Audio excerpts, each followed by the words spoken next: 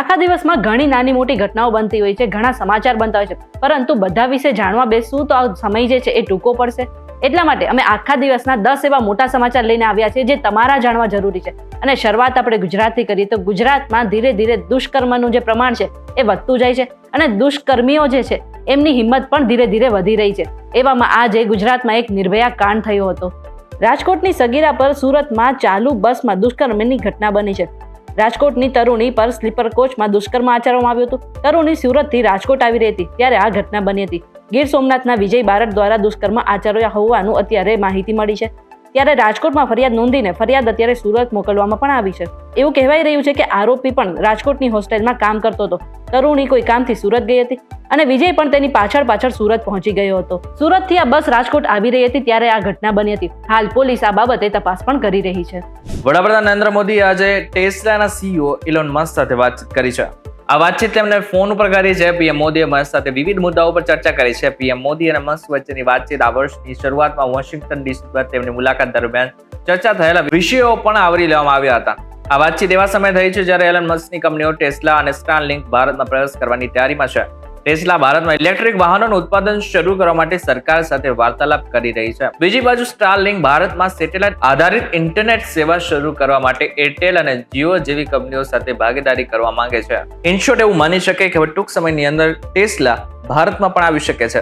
ગુજરાતના રાજકારણમાંથી એક મોટા સમાચાર સામે આવ્યા છે. ગુજરાતમાં જે પેટા ચૂંટણી યોજાશે તેમાં કોંગ્રેસ એકલા હાથે આ ચૂંટણી લડશે. ગુજરાત કોંગ્રેસ અધ્યક્ષ શક્તિસિંહ ગોહિલે વિધાનસભા પેટા ચૂંટણીમાં ગઠબંધન ન કરવાની જાહેરાત કરી હતી. નોંધનીય છે કે વિસાવદર અને કડી વિધાનસભા બેઠક ખાલી હોવાથી ત્યાં પેટા ચૂંટણી ગમે ત્યારે યોજાઈ શકે છે. એવામાં હવે આ બંને બેઠકો પર ગઠબંધન વિના ત્રિપાંખીયો જંગ જોવા મળશે. કોંગ્રેસ પોલિટિકલ અફેરની બેઠકમાં આજે આ મોટો નિર્ણય લેવામાં આવ્યો હતો. 4 નિર્દોષ લોકોના મોત થયા બાદ હવે રાજકોટના મ્યુનિસિપલ કોર્પોરેશનના કમિશનર જાગ્યા છે.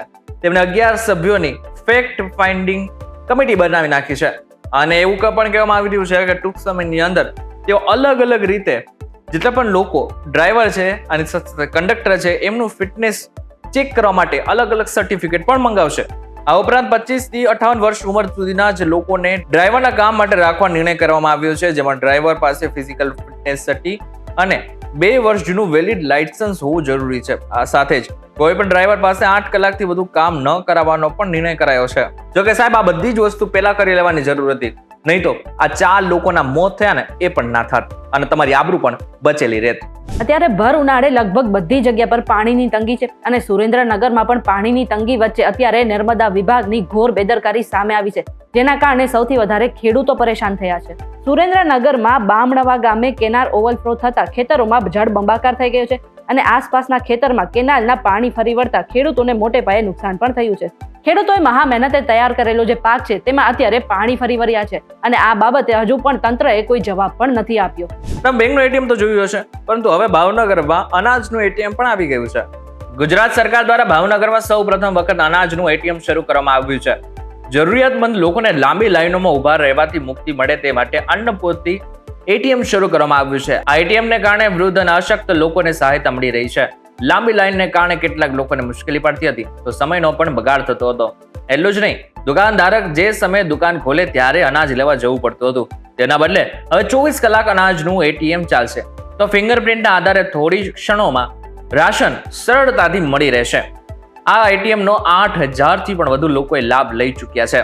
ત્યારે કહી શકાય કે ગુજરાત સરકાર ટેકનોલોજીના માધ્યમથી સામાન્ય નાગરિકના જીવનમાં પણ પરિવર્તન લાવી રહી છે.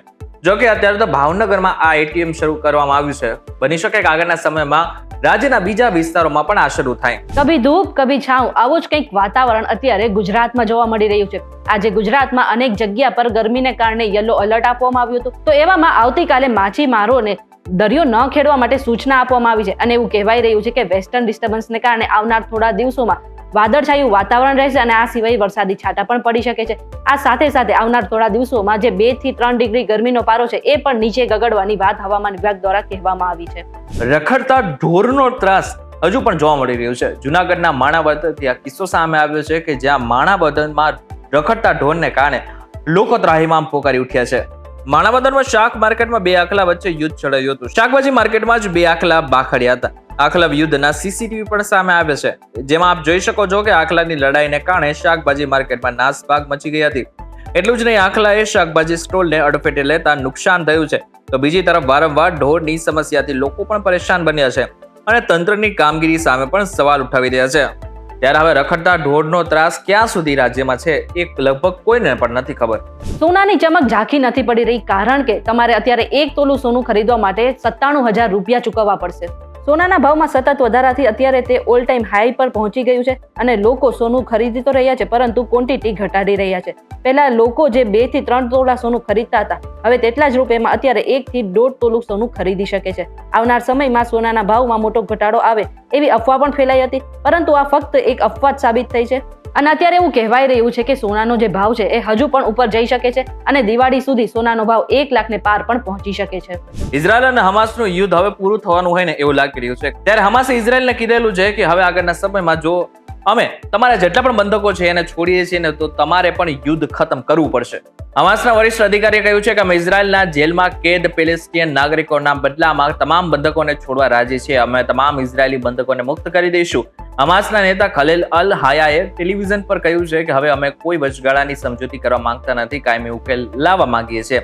તાત્કાલિક અસરથી યુદ્ધ ખત્મ કરો. અમે ગાઝામાં યુદ્ધ નથી ઈચ્છતા. અને બીજી બાજુ રશિયા અને યુક્રેનનું યુદ્ધ ચાલી રહ્યું છે, ત્યારે અમેરિકાએ પણ સખ્ત શબ્દોમાં કહેલું છે કે હવે તમારે યુદ્ધ ખતમ કરવું જ પડશે, નહીં તો અમે પણ પીછેહટ કરી શકીએ છીએ. ત્યારે આ બાબતને લઈને તમારું શું કહેવું છે અમને જરા કોમેન્ટ કરીને ચોક્કસ કહેજો. વિડીયો થકી જો તમને કોઈ ઇન્ફોર્મેશન મળી હોય તો વિડીયો લાઈક અને શેર જરૂરથી કરજો તથા આવા જ ઇન્ફોર્મેટિવ વિડીયોઝ માટે વીટીવી ડિજિટલ સાથે જોડાયેલા રહેજો.